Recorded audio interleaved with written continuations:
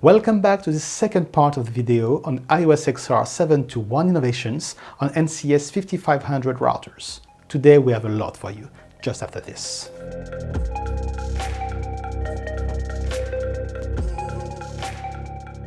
In the first part, Jose, Phil and Yiri presented the segment routing and EVPN features introduced in 7.2.1. Now we'll have more speakers, covering a wider range of topics. New platforms first, the NCS 55A124Q6H SS, new optics supported, and then the new features on WAN-Phy, QoS, load balancing, access list, and security. Sometimes the audio recording conditions were not ideal. I hope you will still enjoy the content. Without further ado, I let the floor to my esteemed colleagues. Hello and welcome. Thank you for taking the time to better understand our Cisco products.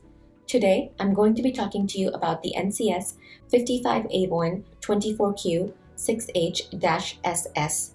This is the latest addition to Cisco's NCS 5500 portfolio, which is a part of our mass-scale infrastructure group. This chassis is a 1RU fixed form factor and is powered by a single Broadcom Jericho Plus NPU with large LPM. It has 48 ports of SFP and 6 ports of QSFP. Out of the 48 ports of SFP, half of them, that is 24 ports, are capable of doing 25 gig, and all of them are capable of doing 1 and 10 gig. The box has timing support on all the ports and has front-to-back airflow. It supports MACsec as well on all ports, and hence is a perfect deployment where security may be of higher concern. It can be used in various parts of your network that include but are not limited to pre-aggregation and aggregation roles. It can be deployed in sectors such as finance, banking, healthcare, remote PHY, enterprise, and public sectors wherever, again, security may be of higher concern. We are shipping this box today with the latest version of XR, which is XR 7.2.1. So talk to your Cisco sales rep and ask them how NCS 55A124Q6H-SS can fit into your network and help make it more secure. Thanks again for your time. Hello, my name is Bernhard, and I want to introduce you today to what we have done on our optics lineup on NCS 5500 with iOS XR 7.2.1. The work has been impacted by COVID-19, as you may expect, because optics testing is a lot of hands-on work, and COVID-19 restricted us with our lab access. Nevertheless, we achieved a lot. We added a lot of optics support to our NC55-36x100 line card, our MACsec line card. There was light in optics support in the past. We added 4x100 gig breakout support to our Vigo 400 line cards. And together with that, the 100 gig FR, the corresponding optics on the other side of the 4x100 gig FR, 4x100 gig breakout. We added 25 gig optics to a number of line cards. We added some 10 gig optics, 10 gig tunable to a number of products, and some 1 gig optics in the end made it also. And also, first time we introduced 10 gig copper on our NCS 5501. That's the first product with 10 gig copper support on our complete lineup. All of this you can see in the TMG matrix. Please take a look at that. You will see it there. Okay. In 7.2.1, we will support WAN-Phy on the NCS 5500 MPA. Basically, WAN-Phy will add a SONET layer between Ethernet MAC PCS layer and the PMA PMD layer to adapt the rate of the LAN-Phy to the WAN-Phy speed, which is slightly lower. In the first phase, we support only the LR 10 km reach optics, but in 7.2.2, the second phase, we support the short reach and ZR long reach as well. WAN-Phy support better performance monitoring and alarms handling than LAN-Phy. Let's look at how WIS layer do the rate adaptation. Since LAN-Phy will be running faster than the SONET layer, the WIS will insert extra byte in the interframe gap to adapt the rate of the MAC layer to the SONET layer. Hello everyone, my name is Paban Sarma and I am a technical marketing engineer with the MIG Business Unit Access Systems. Today I am going to talk about the shared polyser feature introduced in iOS XR release 7.2.1 on the NCS 5500 platforms. This feature allows one or more traffic classes in a single policy to share the same polysers. Thus, it enables user to have an aggregate policing rate but with a different marking profiles. The sharing of polysers is restricted to the same policy map and attachment point. That means if I have a polyser applied to an interface 1, then I cannot share these polysers on a separate interface 2. For the statistics, by default, all the shared classes, the statistics is displayed in aggregated mode. However, with an hardware module profile, we can view the traffic statistics for all the traffic classes. For the demo, I have one NCS 5500 box running iOS XR 7.2.1. Traffic is entering via interface 10GG18 and going out of interface 10GG20. I have a shared polyser installed on interface 10GG18. So this is the box running iOS XR 7.2.1 and I have installed the policy map shared polyser interface 10GG18.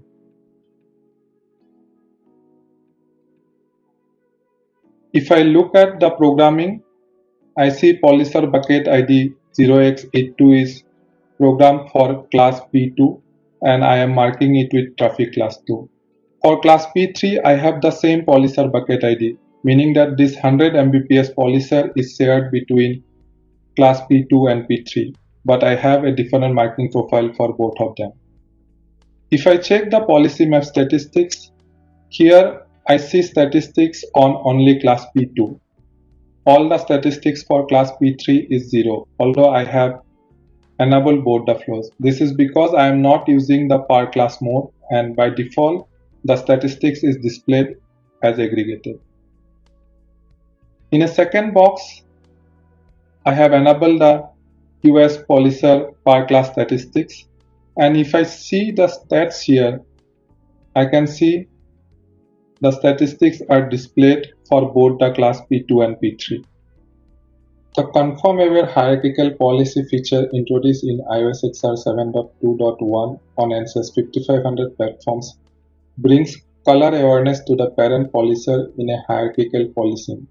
The parent polyser is color aware here and the color is determined by the child polyser conformance. So this guarantees that the child committed information rate are met at any condition, provided sum of my child CIR is less than my parent CIR.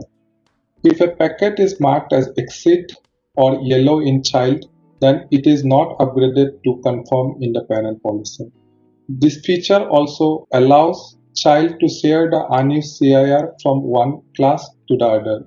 This feature needs to be enabled using a hardware module profile QoS conformable polyser command, and this needs the box to be reloaded. Let's check this feature with a quick demo. I have one NCS 5500 box running iOS XR 7.2.1 and traffic is coming into interface 10GG20. I have a hierarchical polyser installed on this interface. It has two child class with policy rate of 70 Mbps and 30 Mbps on each. The peak rate on each child can go up to 100 Mbps. The parent polyser restricts everything to 100 Mbps. With the child conformance enabled, all my child, the CIR will be always met. I am running the traffic from my Tgen and I am running 150 Mbps of traffic on each class. I can see my aggregate rate is 100 Mbps. This is because my parent polyser peak rate is 100 Mbps. If I drill down to the per class level statistics, I can see for my class COS2, I am getting around 70 Mbps, which is the CIR of child class P2. And for IP precedence 3, that is my class P3, I am getting a receive rate of around 30 Mbps, which is my CIR for class P3. The Egress shaper burst feature allows user to configure the peak burst for a shaper. By default, the shaper peak burst is 32 kilobytes irrespective of the shape rate. With the new feature introduced, the configurable range of burst size is 2240 bytes to 64 kilobytes. This shaper burst size and the shaper rate results the peak rate for that particular traffic class. Let's verify this feature on a live router. I have a box running 7.2.1 and I have a policy map where I have class TC2, TC3 and class default. All of them are saved to 100 Mbps. I have not specified any burst for class TC2 and I have specified burst size of 10 kilobytes and 64 kilobytes for class TC3 and class default. This policy map is applied to interface 10 gig 18 and if I verify the hardware programming, I can see the default peak burst that is programmed is 32 kb, which is 3600 bytes here in the hardware. Then for the other two classes, the peak burst is as per the configured values. Hello everybody, my name is Neeraj Garg. Agenda of today's discussion should talk about the load balancing of the GTP tunnels over MPLS transport. GTP tunnels which are established over IP MPLS network should get load balance based on inner GTP tunnel ID. Uneven load balancing of the traffic is seen in absence of GTP ID in hashing key because UDP port, the SIP, the DIP in L3 header remain same for a GTP tunnel. Under this feature, only transit traffic with GTP payload is handled by FRAGA family of routers for load balancing improvement. The scope of this feature is for all FRAGA family of routers except Jericho 2 based routers. Let's understand GTPU header fields. If we focus on GTPU header, we can notice GTP ID or TEID field. The TEID field unambiguously identified a tunnel endpoint in receiving GTPU header. This TEID can be used for hash key generation per GTP tunnel. By default, load balancing based on GTP ID when GTP tunnels is over MPLS is disabled. To enable this feature, new CLI hardware module profile load balance algorithm GTP MPLS should be configured. Reload of the router is not required after configuration of the CLI. Number of MPLS label stack in transport layer is limited to 3 for considering GTP hashing. GTP hashing is not considered when MPLS label stack is beyond 3 labels. Thank you. Agenda of today's discussion should talk about UCMP over MPLS-TE. With UCMP load balancing enabled, the protocols can use even lower bandwidth paths or say higher cost paths for traffic and can install these paths to the forwarding database. Forwarding database utilizes the weight to decide the amount of traffic that needs to be sent on higher cost path and amount of traffic that needs to be sent on a lower cost path. In the following example, there are 3 paths to reach to network X. If we count the cost of the path, EBA is 40, ECA is 50, EDA is 40. Even though paths have unequal cost, using UCMP, we can use all 3 paths with traffic distribution based on their weight assigned. Under MPLS traffic engineering, we need to configure load share unequal. Under interface tunnel configuration, we need to configure load share weight. Under SOCEF IP, we can cross-check weight assigned to a path, normalized weight calculated by FIB, and load distribution for the paths. To talk about platform capabilities, L3 hash bucket size is 64. That means normalized weight path can be maximum 64. There is no change in ECMP FAC usage with respect to UCMP enablement. Irrespective of ECMP or UCMP configuration, per path group, we will use only one ECMP FAC from the hardware resources. This brings to the end of this feature training. Thank you. Hello everybody. Today we will talk about chained or common ACL for NCS 500 and NCS 5500 series platforms. Prior to 7.2.1, we were supporting only one ACL per direction per interface. This feature aims at giving the customer flexibility of configuring more than one ACL on a single interface, as well as saving the TCAM resources. Today, we only support one common ACL in Egress direction. Common ACL is searched before the interface ACL. Let's have a quick demo on how to configure this feature and see how it benefits the customers in saving the TCAM resources. I have an ACL configured, which is having which is having around 10 aces. I have a similar ACL which has around 9 aces. I will try to apply this on the interface.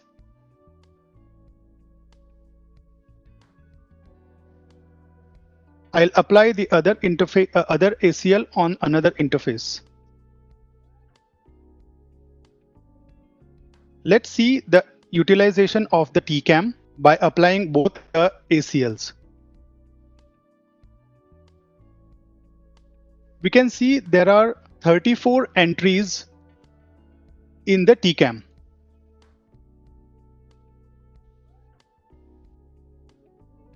If you see these entries, most of the entries are common between both the ACLs.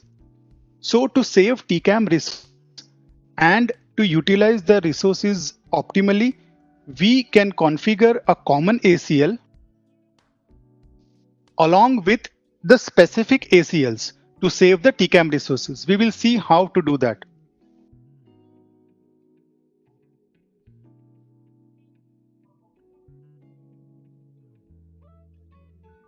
Let's configure the common ACL along with the interface specific ACLs.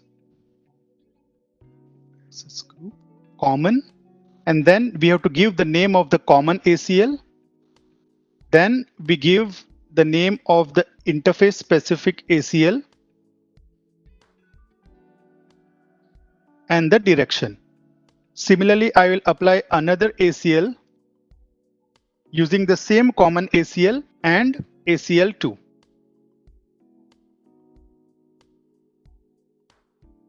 Let's see the TCAM utilization now. You can see instead of the previous utilization of 34 TCAM entries, we are utilizing now only 26 TCAM entries. So this eliminates the use of multiple aces in a single chassis, and we can use this feature to reduce the TCAM usage. The second feature I will talk about is ACL support for IPv6 fragment. Fragmentation occurs in a network when we have interfaces with varying MTU sizes. Non-initial fragments typically escapes the AC match because they can be blocked only on the basis of layer 3 information. With the introduction of this feature, we will be able to match those fragments and filter them out. This particular feature was already supported on IPv4. From 7 to 1, we are extending the support for IPv6 as well, only on systems with Jericho 2. We can see a sample configuration where we have a deny ace to filter out the non-initial IPv6 fragments, and we have a permit statement to allow legitimate traffic which is non-fragmented. In the third episode, we'll continue with some other features on DHCP, BVI, BFD, file management, and some scale improvements. And we'll keep the largest part for the last video that will be dedicated to Jericho 2 compatible and native modes. And we'll have a lot to say there. See you in the next one.